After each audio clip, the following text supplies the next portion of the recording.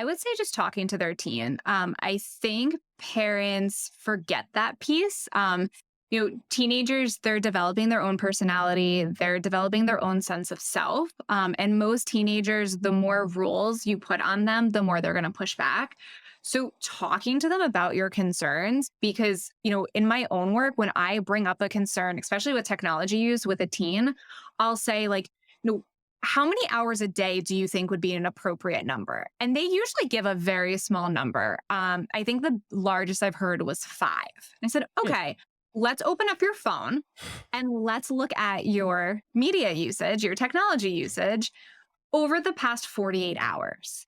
And they're like, oh my God, like it was 10 hours. Okay, so that's double what you just told me.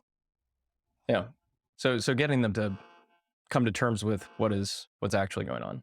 Exactly. And that's not me, giving you this idea. Like that is evidence, fact right in front of your face of Yeah. like you were on your screen for 10 hours a day. Like I don't even know how that's possible. Right. Right. So confront them And with reality. confront them with reality, and like collaborate with them of like, okay, like this is a problem. So, some parents will, I tell parents don't use the term addiction. It Mhm. has negative stigma attached to it. Mhm. So, teens will hear that word and they're going to push back and they're going to get defensive. I'm not an addict. I don't have an addiction. Um, Technically, technology addiction, at least in the newest DSM-5, is not in there. So, not using the term addiction, but saying like this isn't a healthy habit and Mhm. let's come up with a game plan. Does that mean that, again, how many hours a day you should be on it, what time frames you should be on it? Do you need to set limits? During COVID, that's what I did for myself on my phone. I was constantly like checking the news and noticed my own anxiety was rising. Mm. So I went in and I put a time limit on any social media app that was on my phone. And once that time limit was up, it was up. So I was more mindful about how much time I was spending on it and what I was doing on that app.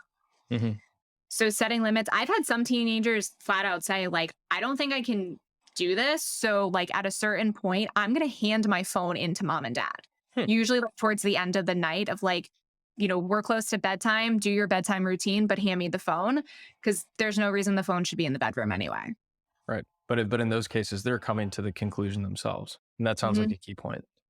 It's a definite key point, like meeting them where they're at, pushing, but not pushing too much. And I say to them, like, if we come up with a game plan, I say, we're going to try it and see. This game plan we came up with might not work and Mhm. we might need to revamp it. We're doing trial and error right now. So let's give it a shot for 2 weeks and then we'll do a check in what's working, what's not working, and we switch it up as needed.